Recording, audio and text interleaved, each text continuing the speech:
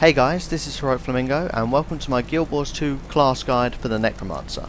In this video we're going to be looking at all of the weapons that the Necromancer can use and trying those out, as well as looking at each of the individual weapon skills. We'll also be looking at the healing, utility and elite skills that the Necromancer has at its disposal. We'll be looking at the overall profession mechanics for the Necromancer, and also looking at all 5 of the core specializations and traits that can make your skills and weapons even more powerful.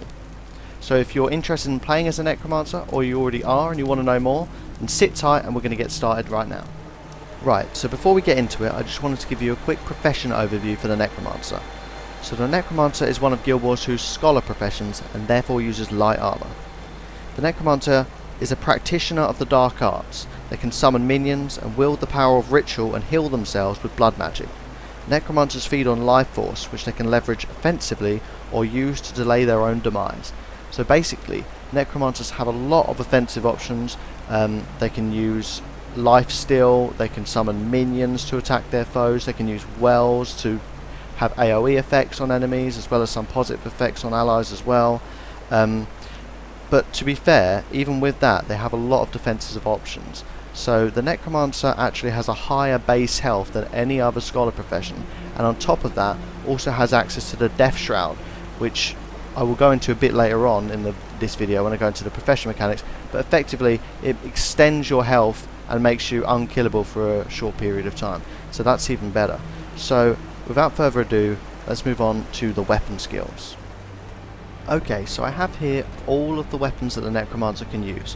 What I'm going to do is I'm going to equip them one by one, have a look at all of the individual weapon skills it gives you, and then also demonstrate all of those weapon skills. So let's start with the two-handed staff. Okay, so if I equip that, it gives me my 5 weapon skills. So let's give these a little go. Okay, so if we look at your number 1 skill, Necrotic Grasp. So this is send out a grasping hand that damages foes in a line and grants you life force. So as you can see, it's a 1200 range weapon skill, which all of these are. So this is a long range magical weapon. Let's give this one a go. Let's have a look. So we're going to send out a grasping hand, as you can see. And not only is this going to damage foes in a line, so if you see, look, I see it in both of them, but it's also going to grant you life force as well, so it's going to bring this bar up here. We'll go into what we can spend life force on a little bit later in the video. Okay, so your number 2 skills, you can see 2, 3, 4 and 5 are all ground targeted abilities, so let's have a look. So your number 2 is a mark ability. So a mark is just a ground target ability you can put on the floor, which will have an impact, a negative impact or a positive impact to allies on everything that's inside that radius. So the first one is inscribe a mark that bleeds foes when they trigger it and grants regeneration to allies. So it's when they trigger it, so you could place this down in front of an enemy and they could run into it, which I'll demonstrate. So if I put this down here, he runs into it, you can see that's bleeding him and causing some bleeding damage. Or you can put it down on a enemy like this, and obviously don't forget it does have a positive effect as well. So negative bleeds enemies, but for allies and yourself it grants regeneration. So if I put it down here, I've got regeneration and this enemy is bleeding. So it's quite good because it's having both positive and negative effects. So if there's some melee battling going on over here, a bunch of enemies, a bunch of allies in a group scenario, stick these marks down and they'll help out your allies and, you know, help hurt the enemies as well. So your number 3 ability is another mark. It's called Chillblains. So chill and poison the target area. This one's focused on a negative effect. So if I put this down on the enemy there, boom. So you can see that's a big area of effect there, chilling and poisoning the enemy, doing a decent amount of damage. So your number 4, Putrid Mark, as it says, another mark ability. So inscribe a mark that transfers conditions from yourself to foes when they trigger it. So obviously I don't have any conditions on me, so it's not necessarily going to show that, but it's another one that you put down, and there, any conditions I've got is going to transfer them over to your enemy. So if you're fighting an enemy that's putting a lot of conditions on you, stick that down and they would basically just put conditions on themselves. So that's a pretty cool one there. And finally your number 5 ability, Reaper's Mark. So this is inscribe a mark that causes fear when foes trigger it. So this is similar to in other games, Fear, which basically makes the enemies run away. So if I use that here, obviously because this target golem is not actually running away, but any enemies in that target area, it's going to fear them and they're going to basically start running away, so it's going to stop them from being able to attack, which is really good as it will help you and your group just kill the enemy while they're feared. So that's pretty cool. So that's the staff, so let's have a look at the next one. Okay, so next up we have the main hand axe. So if I equip that, that's going to be my first 3 weapon skills, and let's have a look at those individually now. So your number 1 skill, Rending Claws. So slash your foe twice with ghostly claws to make them vulnerable. Vulnerability applied increases against foes below the threshold. And you can see there the threshold is 50%. So if you use this against enemies below 50% health, it's going to do even more, inflict even more vulnerability. And a vulnerability just means that they take more damage. So it's a pretty good one, and let's just have a little look. So it's a range 900, all of these are ranged abilities, or at least the first 2 are. So as you can see, so go like that, and that's inflicting, and all this vulnerability is stacking up. So if you just do that for a little bit, that's going to put loads of vulnerability, and then you can unleash all your other skills, and they're going to do even more damage because there's all the stacks of vulnerability on the enemy. So your number 2 ability, Ghastly Claws. So summon spectral claws to slash your foe in a quick flurry of strikes, gaining life force per strike. This attack deals increased damage per stack of vulnerability on your target. So you can see how this links up specifically with your number 1. So vulnerability makes your enemies take more damage normally anyway, but this means that you deal increased damage per stack of vulnerability, so it increases that even more. So if you use the first ability a little bit to put vulnerability stacks on your enemy and then hit him with the second ability, that's going to do even more damage. Let's have a little look at how this works. So this is a 900 range, so it's going to do decent damage, but it's also going to give you life force as well. So that's pretty cool. As you can see, you've got a spinning axe animation over here, and it does quite a lot of hits to your enemy and does quite a lot of damage. So link that up with your number 1 ability to do even more damage, and also, like I said, build up your life force so you can get into your death shroud even quicker. So your number 3 ability. So this is a radius ability, so this means it does things, it affects all the enemies around you. So it's Unholy Feast. So cripple nearby foes and convert their boons into conditions. Release an unholy burst on foes below the health threshold. So if the health is below 50%, again, it's going to do even more. But effectively, it's going to cripple all the enemies around me, and any positive effects that they've got on them, it's going to turn them into conditions. Let's have a little look. If I was to stand here next to these, press my number 3, boom, there you go. So that's affecting both of them, both crippled, and they're both, if they had any boons, we're going to turn into negative conditions as well. So that's pretty cool. Obviously you've got to get a little bit closer because it affects enemies around you, but then if enemies start coming towards you and they swarm around you, stick your number 3 ability and that's going to cripple them all, and then you can maybe get back and start using your ranged abilities. Okay, so next up I'm going to show you the dagger, which we can hold in either hand, so main hand and off hand. So if I put both daggers on, we can see I've got dagger main hand, which is the first 3, and then dagger off hand, which is the 4th and 5th ability. So, I mean, you can obviously mix these up with any other weapons, but I'll demonstrate them together while we're here. So let's have a quick look. So your number 1 ability with the dagger is a chain ability. So if we've looked at these before on some of my other videos, but chain abilities are basically skills that go off in a chain, and you have to do the first part of the chain to get to the second, and then you have to do the second part of the chain to get to the third. So you have to let it play out. And what I always say is you've got to make sure you let your chains play out if you do use them, because a lot of the damage and the effects of the ability are weighted in the 3rd strike. So doing your 1st and 2nd and using another skill to interrupt the chain will be completely pointless. So you've got Necrotic Slash, Necrotic Stab and Necrotic Bite. So first of all, your first part of the chain, slash your foe twice, and then strike your foe again, and then strike your foe and gain life force. So it's a bunch of different hits together, all having a different effect, and at the end it's obviously going to do a decent amount of damage, and it's going to give you life force as well. So let's try this out now. If I do my number 1, bang bang. So double hit, another hit, and then a big hit. Double hit, big hit. So that's how that goes. You can see that's doing a decent amount of damage, putting some bleed on the enemy as well. Okay, so your number 2 ability is your first look at a lifesteal ability. So this is called Life Siphon. So this siphons health from your foe. Healing effectiveness increases if you are bleeding.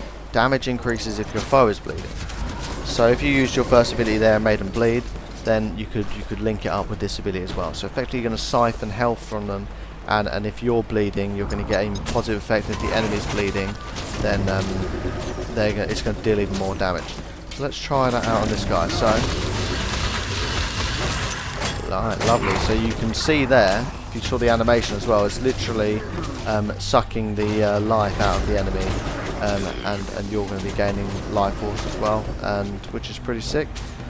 So just to clarify, the first skill was range 130, so that's pretty much melee range, so you have to go right up to the enemy to use that. But the second ability was a range 600, that's a mid-range ability, so you don't have to be standing right next to him to use that.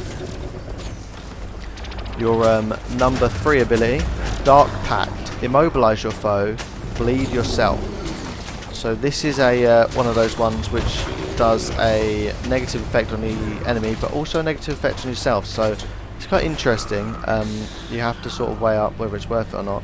So this one, so you can immobilize your enemy, but you'll gain a bit of bleeding. So if you see, bam, there you go, immobilize them, but I'm bleeding a bit. But it's not doing a lot of damage, and it's quite good if you need to hold them in place and then maybe roll back and start using some ranged abilities. So that's pretty cool as well. And that one's range 600, so once again mid-range, so you don't actually have to be right there to use it. So looking at the offhand dagger now, so your first offhand dagger ability is Deathly Swarm. So unleash an insect swarm to blind and transfer conditions to your enemies. So let's have a look. So we're going to blind the enemy, which is going to stop them from being able to hit you, and then also it's going to be transferring conditions, which a lot of these skills do. Oh, it's a range 900, so it's pretty long range, so I can do it from over here, so let's give it a go. There you go, you can see the swarm, and you can see, there you go, it's blinding enemies, and it bounced between them and actually blinded all of them as well. So next outgoing attack misses, so they're all going to miss you, and then at the same time you're going to transfer conditions to your enemies as well. So if you've got any conditions on yourself, you're going to be transferring them over along with blinding them, so it's a couple of cool effects there. Your last offhand dagger ability is Enfeebling Blood.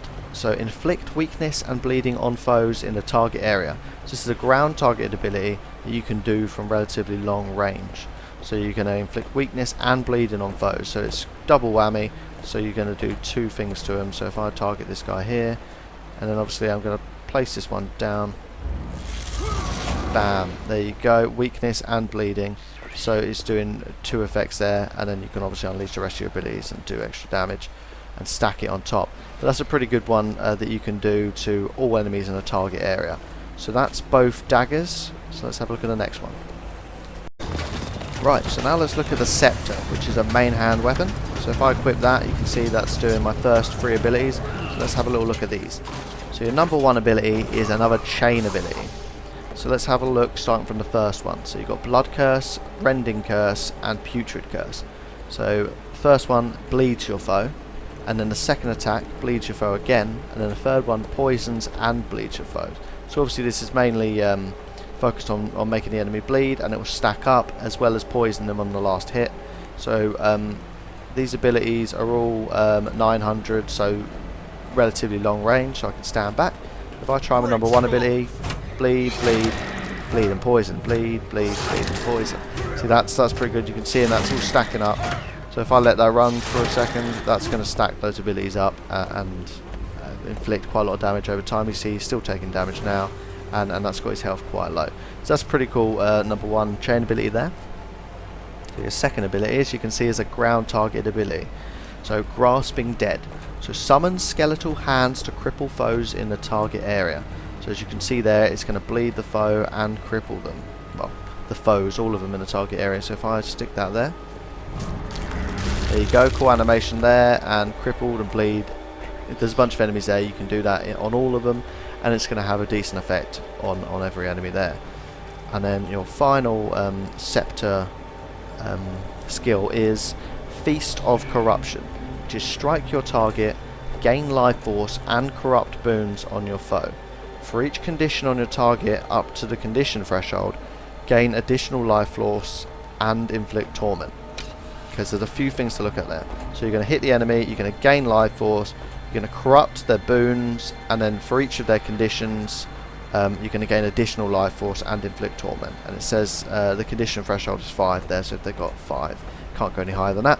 That's absolutely fine. So let's have a little look at what it does to this guy. So we can do it from this sort of range.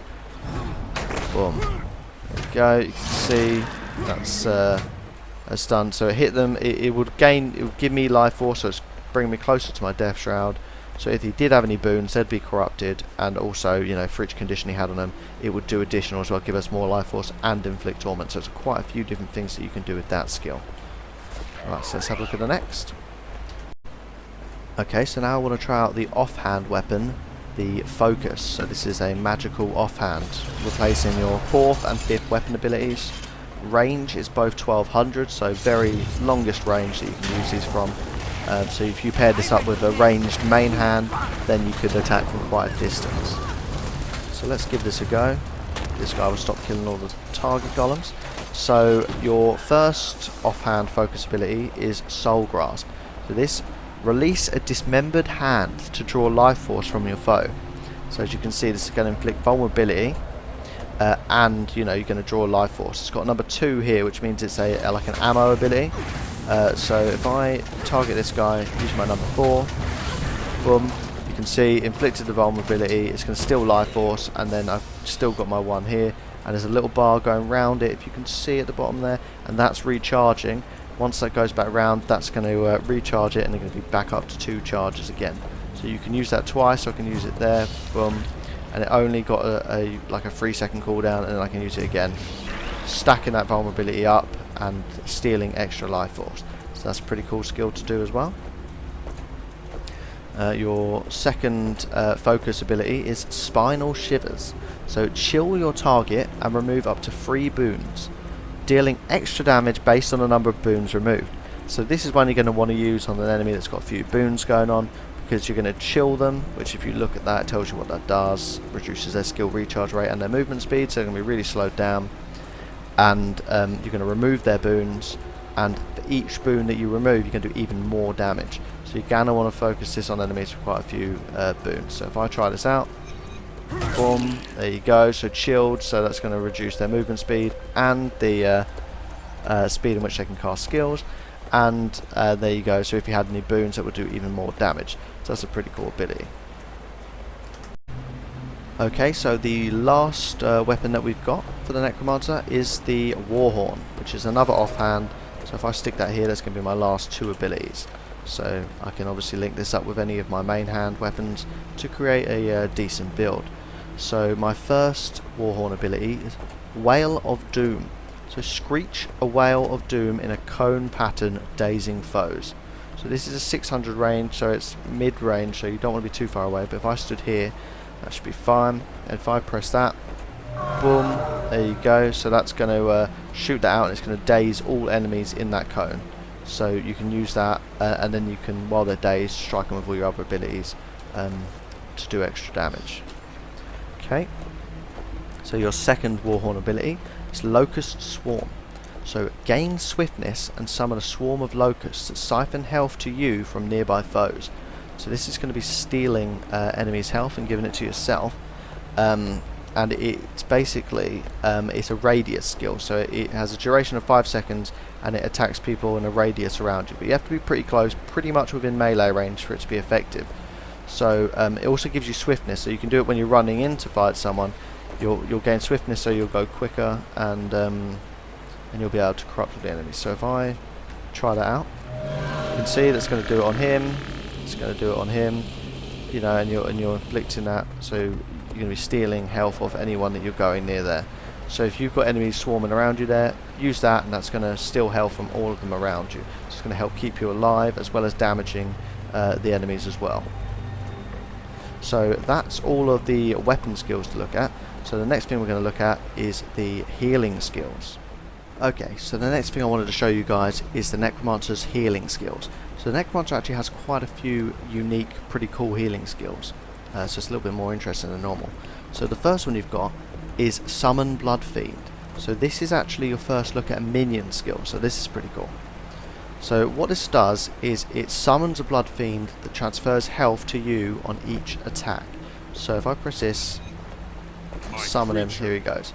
So minions in Guild Wars 2 actually they don't die after a certain amount of time. They stay with you for as long as they live until they die. So that's pretty cool. So you can summon this when you first get into an area, and it'll follow you around the whole time unless it gets killed. The other way it can die is if you use this number 6 button again to sacrifice it. So as you can see, the ongoing effect of the Blood Fiend is that it transfers health to you on each attack. So each time you attack an enemy, you're actually going to be healed a little bit. So it's going to keep you alive over time. But if you find yourself in a bit of a sticky situation and your health's getting quite low, you can press your number 6 again and use Taste of Death, which sacrifices your Blood Fiend to heal yourself. So that's going to kill the Blood Fiend but give you a lump sum heal at that period of time. And then if you want to summon it again, you're going to have to wait for the 16-second cooldown, I think it is, until you can get it back. So just to demonstrate, if I'm low on health, I'm going to press that. Boom. And that's killed the Blood Fiend, but it's boosted my health a little bit, so it's probably worth it.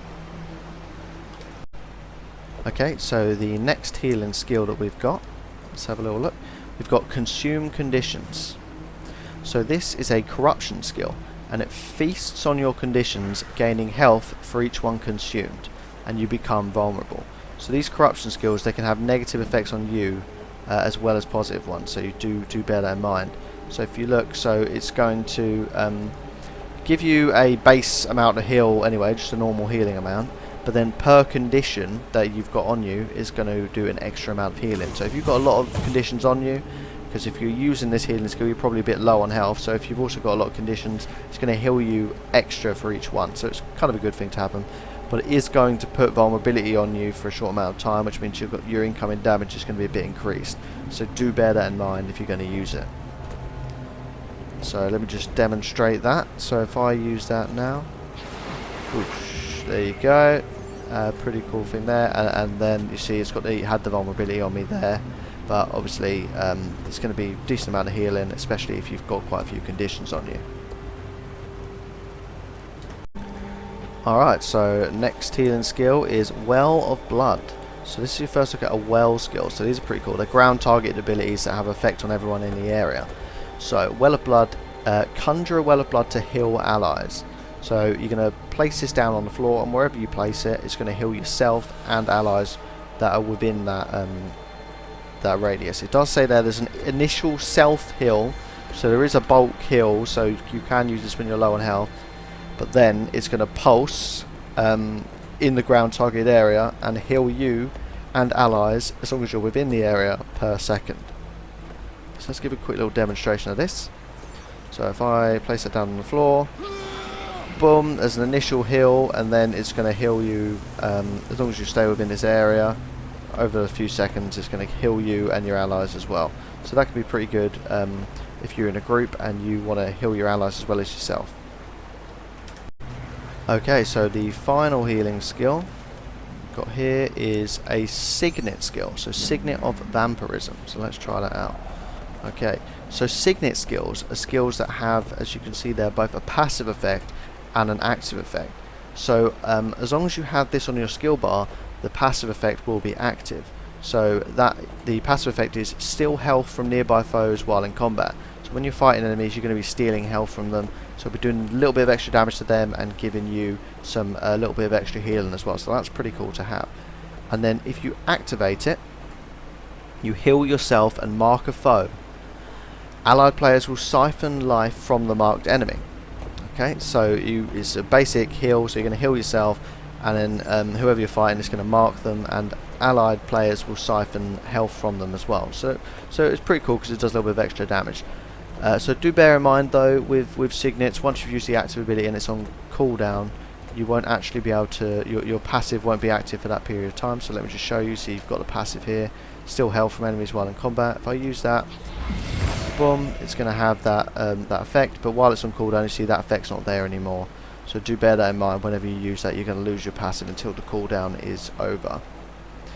Alright, so that's all of the healing skills. So next up, we're going to have a little look at the Necromancer's utility skills. Okay, so now it's time to look at the Necromancer's utility skills. So these are your 7, 8 and 9 skills. So if I click here, it shows me all the utility skills I can choose from.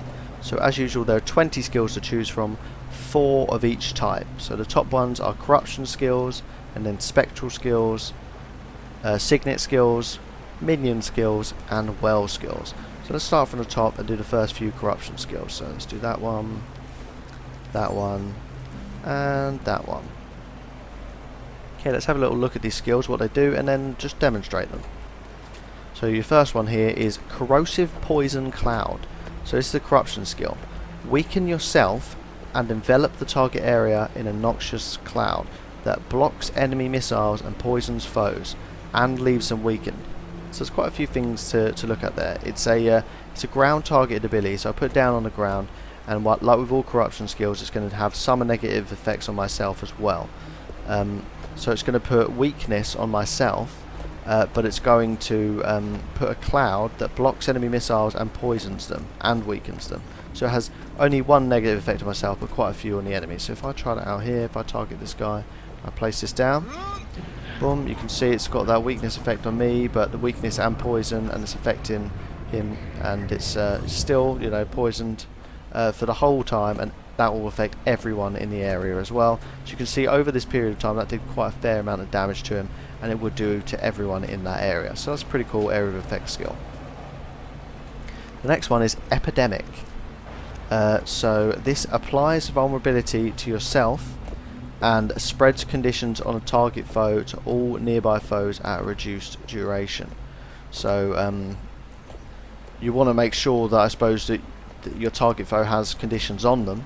So what it will do is it will spread those conditions to all nearby foes. So let's have a little look, but obviously do bear in mind it does put, as you can see, vulnerability on yourself. So if I click that, apply vulnerability to yourself, boom, there you go, I've got vulnerability, but it's going to, see the animation there, it's going to take negative effects from your current targeted person and spread them to everyone around them. So that's a pretty cool way of, if you're putting loads of conditions on someone, you can then spread those conditions amongst people. So next up is Corrupt Boon. So poison yourself, but transform boons on your foe into negative conditions. So the negative effect on you is that it poisons you, but then all of the positive effects your enemy's got, it's going to make them into negative ones. So if the enemy's got a lot of boons on themselves, you're going to want to use that and then corrupt all of those boons. You can see number 2 there, so it's an ammo skill as well, so you can use it a couple of times before it actually has a long cooldown. So if I try out there, boom, there you go. Obviously he's not got any on him, but you can use that again quite quickly. And there you're going to transform those boons, but then we've got the poison on ourselves, so obviously you need to bear that in mind. Alright, so I've equipped the next few utility skills here, as you can see. So the first one is your final corruption skill, and it's Blood is Power. So bleed yourself to grant might to allies around you and bleed your target. So this is going to make you bleed, but obviously it's going to grant might, so it's going to buff all of your allies around you and bleed your target. So if I try that out, there you go. You see that little ring showing all your allies is going to have a positive effect, and there you go, he's bleeding and you're bleeding as well. As I said, also an ammo skill, so you can use that again before having to wait for the cooldown to go through that. Okay, so your next one is your first spectral skill, so Spectral Armor. That wasn't it, that was one of the someone else using their skill. Okay, so gain life force as you take damage. Okay, so let's have a look at this one. Alright, so it makes me a spectral, and my life force will be going up, but I'm taking some damage at the same time. So you've got to bear that in mind. The duration is 8 seconds. It also breaks stun, so that's interesting, and also puts a bit of protection on yourself as well. So it's going to, as you see, it's going to do a bit of damage to yourself, but I think that's quite a good way of buffing up your life force. So if you wanted to go towards using your Death Shroud quicker, then you could use that and then gain quite a lot of life force. Next up, another spectral skill, so pull target foe and all nearby foes to you, chill them and gain life force. Alright, so let's give this a go. Boom, there you go. Obviously they move back to the target golems, but it pulls them all towards me, chills them, and like all these skills seem to be gaining my life force as well. So that's 5, it can number of targets up to 5 enemies, so 5 closest enemies to you, it will pull the targets and do those effects as well. Alright, so I've got my next 3 utility skills now. So it's your final 2 spectral skills, and then your first look at the utility signets as well. So first up we've got Spectral Ring. So create a spectral ring that protects allies and inflicts fear on foes. Gain life force when a foe is inflicted by fear from this skill. Okay, so it's going to protect allies, so it's buffing allies within it. It's a ground targeted ability, and anyone in that area, it's going to inflict fear on those foes as well. So it's good in a group situation. Okay, and also when you're inflicting fear with it, you're going to gain some life force as well. And you see it's a little bit of a, yeah, so it's a little bit of protection that you can be putting on your allies. So if I put that down, boom, there you go. So all my allies are going to get protection as long as they're within here, and then like I said, it's going to fear enemies as well. Alright, so the final spectral ability, Spectral Walk. So create a shadowy tether and become spectral, consuming conditions for life force. You may return to your initial position by using spectral recall. Okay, so this seems like one that that will last for a little bit of time. So you're going to create a shadowy tether. So you'll be consuming conditions and giving yourself life force. So I'll try that out, and then I'll use the spectral recall afterwards, which is going to return you to the point where it began. So if I start here, use that ability, it's going to create a tether to that location, as you can see. It's going to consume conditions for life force, so anyone putting conditions on me, see, it ran out of time there, so it's only got a certain amount of duration. But normally what you can do, if you wanted to go back to that place, you could press number 8. So you can maybe use that, run into enemies. They'll put conditions on you, which will turn into life force. And then if you want to leave, quickly press your skill again, and then you'll teleport back to where you started. So that's a pretty cool skill. So I've got the first Signet skill here as well for the utility skills. So Signet of Spite. So the passive effect for this is that it improves your power. So as you can see, that will sit there and you'll have increased power, which means you'll do more damage, so that's a pretty cool one to have. And then the active skill is that it inflicts bleeding, blindness, crippled, poison, vulnerability and weakness on your foe. So pretty much just about every condition you can think of. So if I target this enemy here, use my Signet, boom, there you go, look at all of those conditions. So if you've got some sort of skill that does more damage based on the amount of conditions the enemy has or anything like that, you want to link it up with that, because that's gonna make you do a hell of a lot of damage. So that's pretty cool. Alright, so I've got a next few utility skills here, all of them signets. So as you can see, they all stack up, so you have all of those signets that you've got on your bar, you'll have those passive effects all at the same time. Just have a little look at them. So the first one here, Signet of the Locust. So the passive effect is that your movement speed is increased. So you see I've got that little boost there. I'm moving around quicker whenever I've got that on my bar. If I activate it, it will strike and remove boons from nearby foes, and heal for each foe you strike and for each boon removed. So it's actually going to, it's like a little extra healing skill as well as taking the boons off enemies. So if I do that, boom, that's going to steal all of their boons, and it's going to heal me as well. So that's pretty cool. A couple of things that does. And like with all these signets, the passive effect won't actually be there while it's on cooldown, so bear that in mind. Next one is Plague Signet. So the passive is that it transfers conditions from nearby allies to yourself. So just by being near someone, any conditions that your allies have, they'll transfer to you, which is quite good. That sounds like a bad thing, but because quite a few of the skills need you to have conditions on them to have bigger effects, that can work pretty well. And the active is send your conditions to a foe. So they sort of link up, I guess. So you're sucking all of the conditions off your allies, and then as soon as you activate that, boom, that's going to send those conditions that you've accumulated all over to the enemy. So that's pretty cool. And then this last signet here, Signet of Undeath. So the passive is that it generates life force while in combat. So that's going to mean that whenever you're in combat, your life force is going to go up even more, so it's pretty good for building that. And then the active ability is a ground target ability, which is sacrifice health to revive one downed ally in a target area. So you're going to lose a bit of health, but if your ally is downed, then you're going to revive them. So that's pretty cool. So if your ally was down and you're in a group, target them, boom, there you go. It's going to bring them back up. But bear in mind, as you saw there, it did actually take a big chunk of my health away there, about 10,000. So do bear that in mind if you're going to be using that skill as well. Okay, so next up we've got some minion skills. So let's have a look at these. So the first one here is summon bone minions. So it summons 2 bone minions. So with all of these minion skills, have a little look, because they do have a second skill there, which can be activated by pressing the skill again once you've summoned those minions. So let's have a look at that. So I'm going to summon 2 bone minions. Boom, there you go, lovely. And they're going to stay with me for as long as I want them, until they're dead, or if I use the skill. Because the skill here is Putrid Explosion, which is explode a bone minion. So I can basically use them as a little bit of artillery here. So if you come over here, and if we use that, boom, there you go, that's going to explode them, and it's going to deal damage to enemies around them. You see, not massive damage there, so you might just want to keep the bone minions active, but it's always a good option if you want maybe to finish an enemy or something like that. It could be pretty useful. So your next one is Summon Bone Fiend. So this is summon a Bone Fiend that attacks foes at range.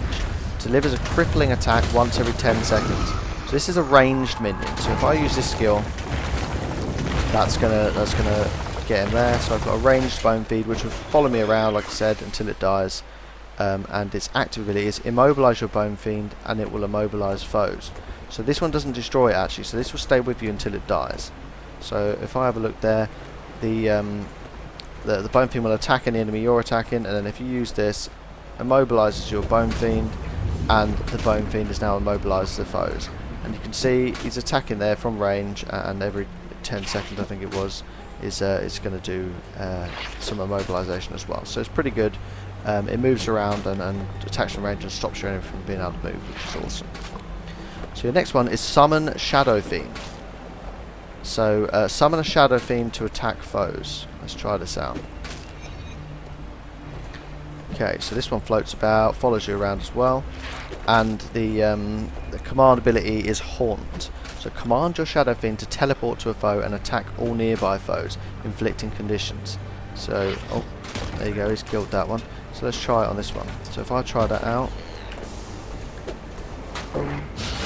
there you go, really cool. So it's teleported there, and as you can see, that's doing inflicting conditions as well, and attacking all nearby foes. So if there's a group of enemies there, it's going to be attacking all of them.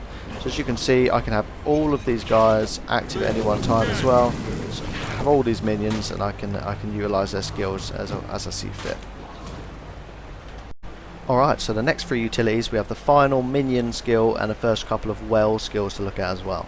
So this minion skill is Summon Fleshworm, which summons an immobile fleshworm to attack foes. So it's got a range of 1200, so it can attack from distance, but bear in mind that it can't actually move. So this one is only for you know, if you're having a big fight with quite a lot of enemies, or you know, if you had doing a mission where waves and waves of enemies are coming to the same location, you can put this down and it can attack all of them. So it's ground targeted, so wherever you put it, it's going to stick it. So if I stick it there, boom, there you go. Fleshworm's there, and it's going to start attacking any enemies that I attack. But as I said, it can't actually move. So the special skill here is Necrotic Traversal. So sacrifice your fleshworm, teleport to it, and poison foes. So if I was to do that, boom, there you go, teleport to it, and sacrificed the worm there. So that's a pretty cool one, and that's your final minion skill. So next up is a couple of wells. Well skills, I think we already said, are ground target abilities that will have effects to anyone within that area. So Well of Suffering. So target area pulses, damaging foes and inflicting vulnerability. So if I stick that down on this guy, there you go, so it's pulsing, doing damage, and it's stacking that vulnerability up over those seconds. So you can see that's a pretty powerful skill. Put it over a couple of your other skills, because you can do all your other skills while it's pulsing. and they'll do even more damage because of the stacks of vulnerability. So this well here, Well of Corruption. So target area pulses, converting boons on foes into conditions. So anyone in this area, any enemies with boons, it's going to convert them into conditions, so they're going to be getting negative effects put on them. So if I stick that there, boom, there you go. Not only is it damage when it pulses as well, as you can see, anyone in the area, any positive effects they've got are going to be turned into negative ones as well. So it's got a couple of good different effects there. Alright, so the final two utility skills are your last two well skills.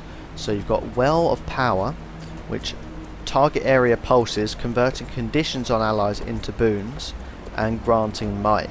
So if you're in a group situation and a bunch of your allies are bunched together, stick this ground targeted ability down and all of their conditions are going to be turned into boons, and they're going to get might as well. So that's pretty cool. So if I sit that down there, boom, there you go. Everyone in this area is going to have those positive effects, and anyone put conditions on them, it's just going to convert them into boons. So it'll actually be a positive thing. So that's a pretty cool one, that Well of Power. And the final utility skill, Well of Darkness. So target area pulses, blinding foes with each pulse. So as you can see, chilled effect and blindness effect. So movement speed reduced and blinded. So that's pretty cool.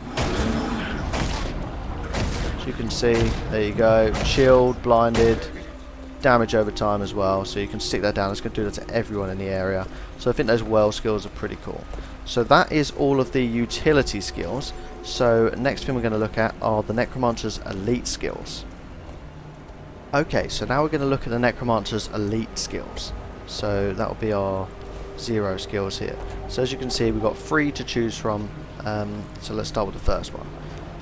Plague Lands. So elite skills are generally the most powerful abilities on your bar, but also have quite long cooldowns, so use them wisely. So the first one, Plague Lands. This is a corruption skill. So create a virulent cloud that inflicts conditions on foes in its area.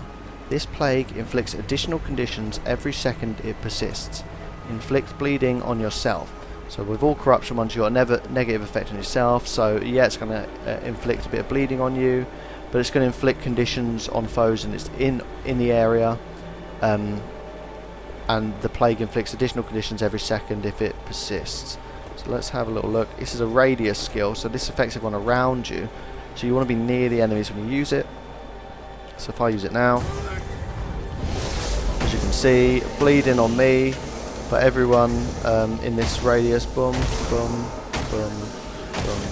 Alright, it doesn't stay with you, it's where you initially cast it, bear in mind, I just see there. But look at that, all those conditions on that enemy, and now they're dead. It's doing the same to that guy, look, almost killed him as well, just by catching a bit of it. So you can see it's a really powerful ability, so that's really cool. Alright, so the next elite skill is the elite minion skill. So you're going to want to have a look at this one, it's pretty cool. So Summon Flesh Golem. So summon a Flesh Golem to attack foes with crippling claws. So let's do that. Boom. So what's cool about this is, like with all minions, it will stay with you. So this is an elite skill that you can have active pretty much at all times. So it's pretty cool. So it's a pretty powerful minion that's going to be crippling enemies when it attacks them. So we'll have a look at that in a second. And then also it's got, like with any of them, an activating ability. It's not one that sacrifices it, so you can use this whenever it cools down, which I think is every 30 seconds. So this is called Charge. So this is command your Flesh Golem to gain stability and charge a foe, knocking down or launching enemies in its path. So this is pretty cool as well. So it's going to damage all foes in a line and knock them down. So let's give it a go on this guy. See if we can get to do both of these. So there you go. Boom. There you go. So it charges through the enemies, and if you've got quite a few there, it's going to charge through all of them. It's going to give itself stability, and it's going to knock them down or launch them. So that's a pretty cool ability. And then look, and obviously he's going to attack him, and it does pretty big damage as well, as you can see. And that will keep active all the time while putting crippling effect on the enemy. So it's a really cool elite skill that you can have active all the time. Alright, so the third and final elite skill is Lich Form. So this is a spectral skill. So this lasts for 10 seconds, and it's assume the form of a lich for a brief time. Entering this form removes all other spectral effects. Gain life force when this skill ends. Alright, so this is going to make us more powerful, so do bear in mind, like it said, that you can't use it in conjunction with any other spectral effects. They'll come to an end, so don't try and do that. But as soon as I do this, I'm going to become a lich. It's going to grant me stability, so it cannot be knocked down or pushed back or anything, and it can grant me extra life force when it ends. So let's give this a little go. Alright, there you go. I'm now a lich, and I've got 5 extra skills that I can use as well. Now that's pretty cool. You can see how that's a really cool elite skill. And what you might want to do, I'm making a lot of noise. Oh my god. Okay, that was pretty cool. That summoned a bunch of unstable horrors, as you can see. If you want to have a look as well at what each of those skills did, those elite skills, then obviously have a little look, try that skill out for yourself and see what they are. I won't go too much into that, but that's one of the elite skills. But obviously it's got a long cooldown, but you can do a lot of damage with that. So if you're fighting a boss or something, that could be a pretty cool one to use. So that's all of the elite skills done. So now I'm going to have a little look at the overall profession mechanics for the Necromancer and what makes it unique. Alright guys, so now I just wanted to talk a little about the unique profession mechanics for the Necromancer, because it's a pretty cool class. So obviously first up we've got the minions, which we've already had a look at, and we've looked at all the minion skills, and that's obviously unique to the Necromancer, and it's really cool because they follow you around at all times. The other main profession mechanic that I wanted to go into was the Death Shroud and the Life Force bar. So we've touched on this a little bit in this video already, because a lot of the skills link in with the Life Force. So you would have seen, you know, this particular skill grants you, extra life force and stuff like that. So it's pretty cool. So basically, as you're fighting enemies, using your skills that give you extra life force, as well as when enemies die around you, this bar will start to fill up. And at any point when you've got, it doesn't have to be fill up completely, you can press F1 and you can enter Death Shroud. It says here, assume a spectral form and gain new skills, turning your life force into health. So basically, it doesn't matter if you may only have like 25% of your life force, you can still use it, but this will go down, and obviously as enemies attack you, it is going to go down as well. So effectively it utilises your life force for as long as you're in Death Shroud, and while you're in Death Shroud, any damage you take will come off your life force, not your health. So you're almost invincible for that period of time. So you might use it when you're low on health, or if you want to go in and attack some enemies and you've got quite a few enemies and you don't want to lose all of your health, you can go into Death Shroud and you can become a lot tankier, which is one of the really cool things about the Necromancer. So I'm going to demonstrate this to you now and have a look at the skills. Because once you go into Death Shroud, it's going to replace all 5 of your weapon skills with new ones that are really powerful. So let's have a little look now, try those out. Okay, so if I press F1, I've got a full bar of life force, so hopefully it should last a decent amount of time.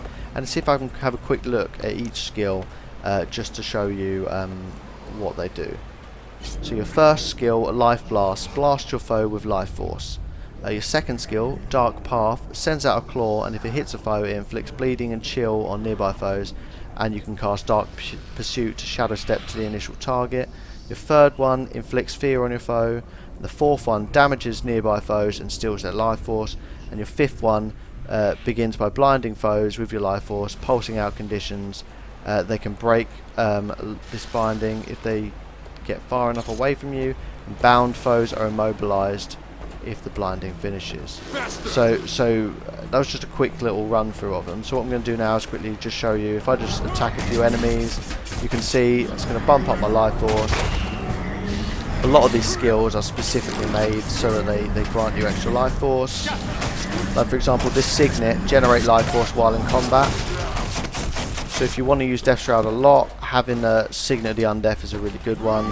So let me just get my life force up to full.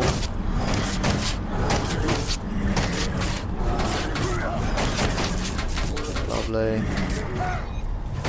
Alright, okay, so there you go. So it's, as you can see, it doesn't take long. So if you have a lot of skills like I've got here that build up your life force, you can pretty much have it active and have your Death Shroud active a lot of the time. And a lot of builds in Guild Wars 2 around the Necromancer are literally designed around keeping yourself in Death Shroud for as long as possible. And I'm going to quickly demonstrate now actually using Death Shroud abilities so that you can see why people would want to stay in it. So F1, as you can see, number 1 ability, bam, number 2 ability, use that and then boom, goes to him. Your number 3 ability, fears the enemy. Your number 4, look, sucks life out of everyone around you, making your life force go up, which is really good. And your number 5 ability, teppers everyone around you, and you can see puts conditions on them as well.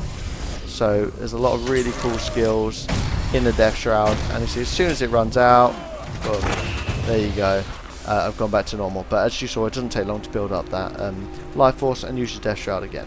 So that's the basic profession mechanics for the Necromancer. So I think you agree that's pretty cool, but relatively simple. So the Necromancer is one of the classes you would recommend for perhaps a beginner to the game. Although obviously you can have better builds that you use as a more experienced player. But because the mechanics aren't too difficult to grasp, I would recommend maybe using this as one of your first characters. So now that's the basic profession mechanics done. So now I'm going to have a look at the specializations and each individual trait and how they can make your Necromancer even more powerful. Alright, so it's time to look at the specializations for the Necromancer. So if you go to your hero panel and go to your build tab here, then you'll see your specializations here. Obviously I haven't actually got any active at the moment, and you can have 3 specializations active at any one time. So I'm going to look at the 5 core specializations for the Necromancer. So let's have a look. To start with the first one, Spite. Alright, so now that we've got this, I'm going to have a look at each individual trait within the specializations and just see how that's going to make your character even more powerful. Some of them improve your weapons, some of them improve specific types of skills, and some of them link directly with your profession mechanic of your Death Shroud.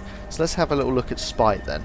So the first one here is Reaper's Might, which is Shroud skill 1 grants might. So obviously when you're in Shroud, your first weapon skill is going to grant might, so that's going to make you even more powerful. So you've got 3 to choose from here.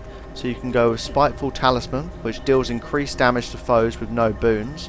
Focus and Axe skills recharge faster. So if you're using an Axe and a Focus, then that's specifically one you're going to want to use.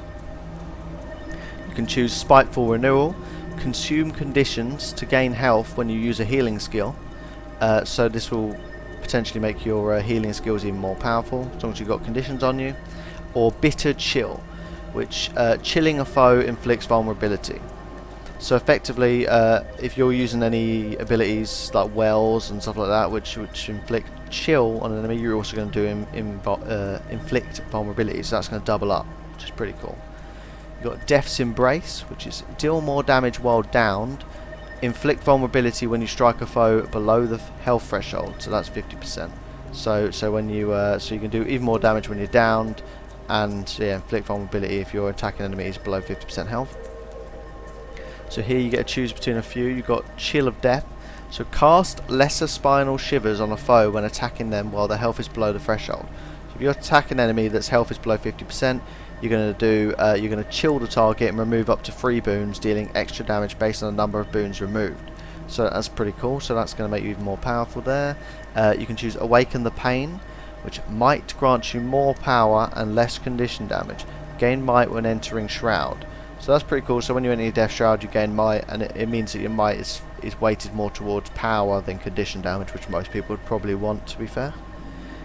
Then your other option is Signets of Suffering. So gain enhanced versions of your equipped Signet passive effects while in Shroud. Signets recharge every second you are in Shroud. So that's pretty cool. So effectively, it's going to make your passive Signet effects are going to be with you even when you're in Shroud, which they're normally not. So it also makes him more powerful. So steal health from an additional foes while in combat, pulls additional conditions from allies to foes, gives you extra power. So you just read those, you can see that's going to make them more powerful. And look, Signet recharge per second of 4%. So if you're using Signets, that's pretty good, and that's going to link in with that. So you get Siphoned Power, which is gain might when you strike a foe below the health threshold, which is 50%.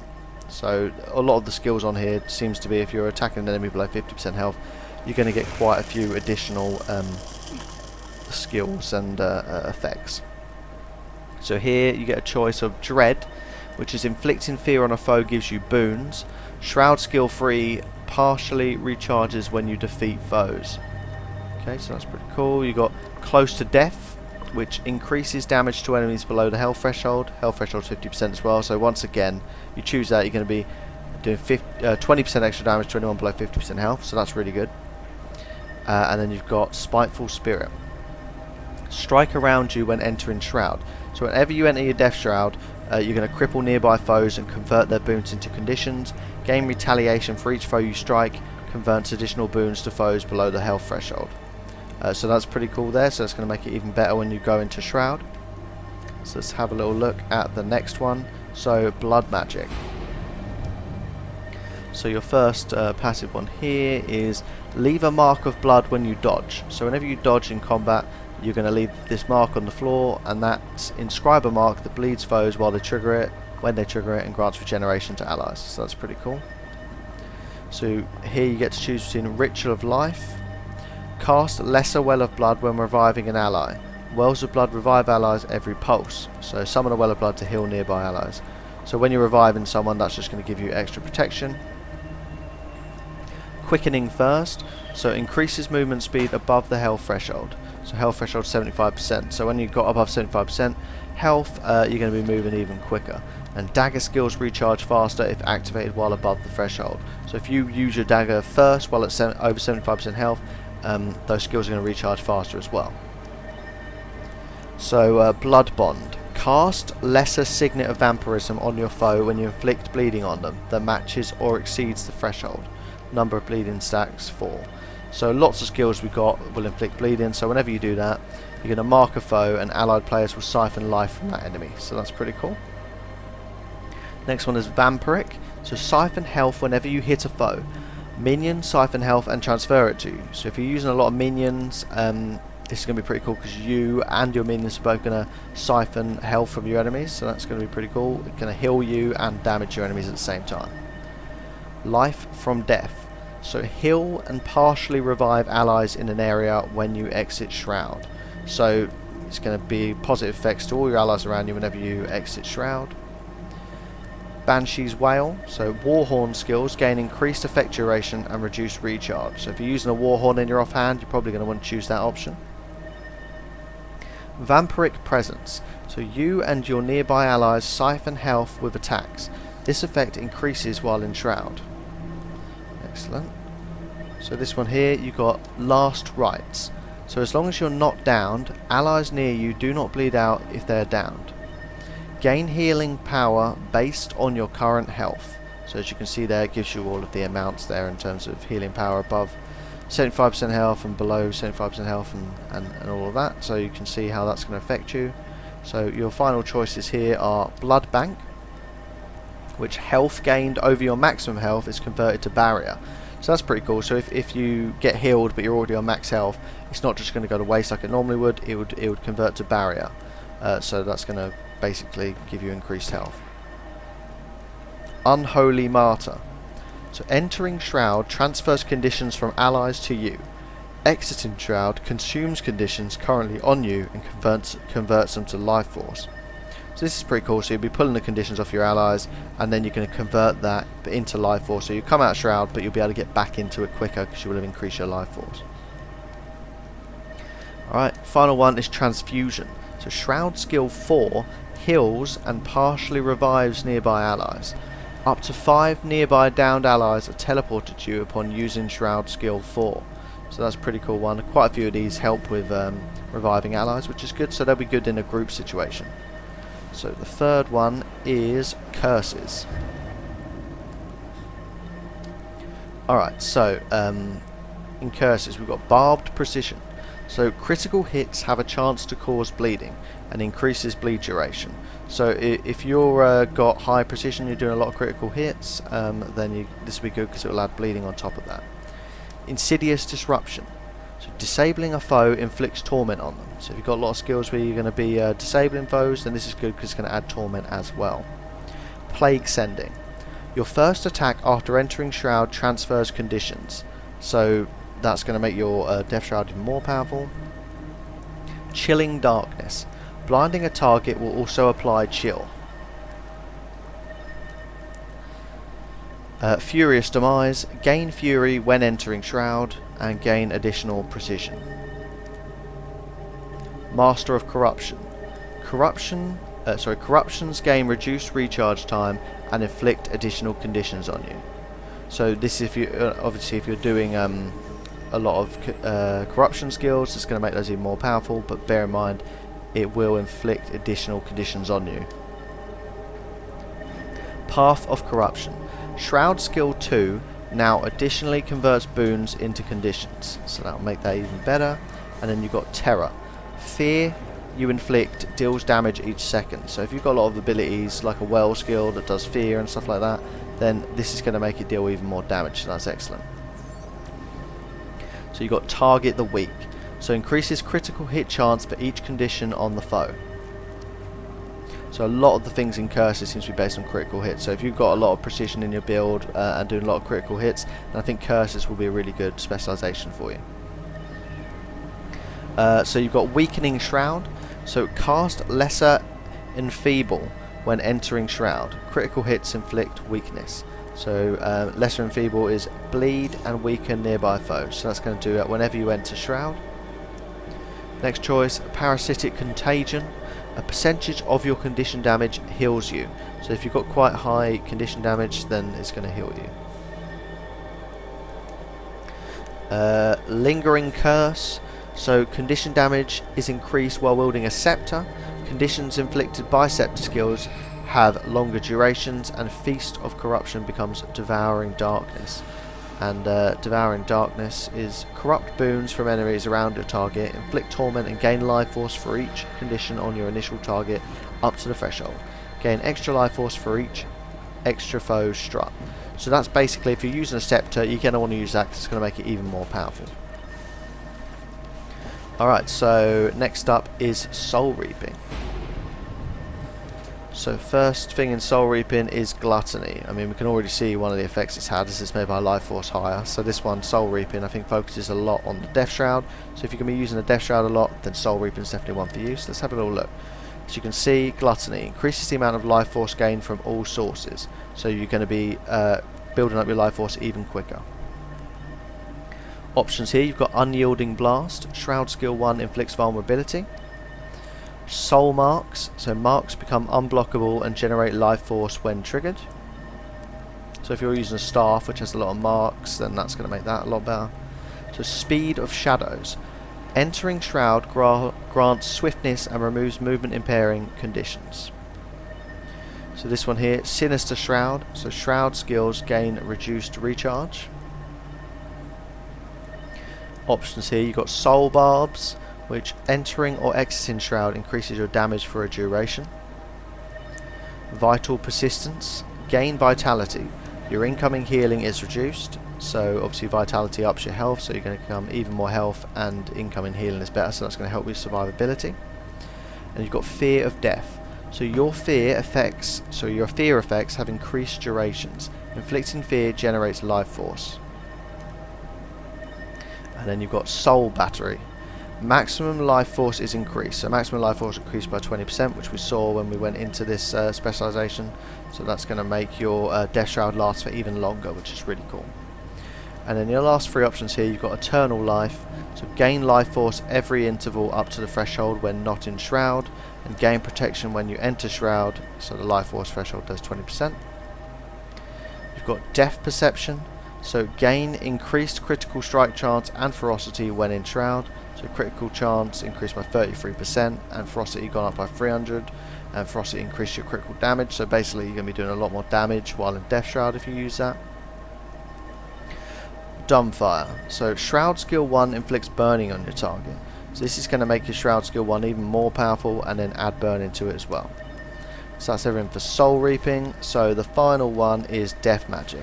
Let's have a little look at this. I'm pretty sure Death Magic is going to focus on your minions and make those more powerful. So Armoured Shroud. Gain Carapace when entering Shroud. So Death's Carapace increases your toughness. So a lot of these are going to increase your Carapace, so bear in mind that increases your toughness, which means you'll take more damage. When I say take more damage, it means you can take more damage. It's in increases your armor. So your first options here, Flesh of the Master. So minions have increased health and gain carapace for each minion you control. So health increase, so 50% health increase for your minions, so that's pretty massive there, and also makes you tougher when you have them active. Putrid Defense. So poison damage is increased, applying poison grants carapace. Shrouded Removal. So lose a condition when you enter Shroud and every few seconds while you remain in Shroud. Gain carapace when removing conditions from yourself. So this is going to make you tougher to kill, and it's also going to help your Shroud get rid of your conditions. So Soul Comprehension. Your passive life force generation from nearby deaths is increased. Kills grant carapace. So basically anyone dying around you gives you life force. This will increase that, and also when that happens you'll gain extra toughness as well. Necromantic Corruption. Minions deal more damage and take conditions from you. When a minion attacks, it transfers conditions to its targets. So this increases the damage of your minions by 25%, so that's really good. And like I said, it transfers conditions as well, so it's going to help keep you alive. You've got Dark Defiance, which if you are disabled, gain protection and incoming damage is reduced while you have protection. So if anyone disables you, then it's basically going to help keep you alive, which is good. And Deadly Strength. So carapace stacks grant power. So if you have this, all these things back here that give you carapace, this means that when you've got that, not only is it going to give you toughness, but power as well. So you're going to be able to take more hits, and you're going to be able to do more damage at the same time. So here you've got Beyond the Veil. So take reduced condition damage while at or above the threshold of carapace stacks. Carapace threshold is 10. So if you've got 10 stacks or more of carapace, then you're going to take reduced condition damage. So here you've got a few options. So you've got Death Nova. So when you or one of your minions is downed, create a Poison Nova and summon a Jagged Horror when you kill a foe. Alright, so Poison Nova is a corruption spell that releases a noxious explosion and leaves behind a cloud that poisons foes in your area. And like it says, summon a Jagged Horror when you kill a foe. That's really cool as well. Corruptor's Fervor. So inflicting a condition on a foe grants carapace. Gain pulsing protection while at or above the carapace threshold. So you can look at the details on that one there. And then finally you've got Unholy Sanctuary. So regenerate health while in Shroud. If your life force is above the threshold, your Shroud will activate if you take a lethal blow. So healing per interval, the life force threshold is 10%. So as long as your life force is above 10%, your Shroud will activate if you take a lethal blow. So that's pretty cool. So instead of dying, you go into your Shroud, which obviously replaces your health. So that's a really good way of increasing your survivability and staying alive, especially if you weren't clever enough to press the F1 before you got to that stage. Alright, so that's all the specializations, and you can obviously have 3 of them active at any one time. So you want to have a look at that, and you've got to make sure you have a look at these and spend some time, because this makes your build a lot more powerful, and it links in with all of the skills and weapons you use. So what I'm going to do now is I'm going to throw a quick build together, and I'm going to do a combat demonstration just to show you what it all looks like when it comes together for the Necromancer. Okay, so I've put together a quick build here. I've got the main hand axe and offhand focus on this weapon set. I've got the main hand dagger and an offhand warhorn on this weapon set. I've got a corruption skill for my healing. I've got 2 well skills here on my utilities, as well as a signet, which is going to generate life force quicker so I can get to Death Shroud. And as my elite here, I've got the flesh golem. So let's start by summoning the flesh golem, and then let's demonstrate a little bit of combat here.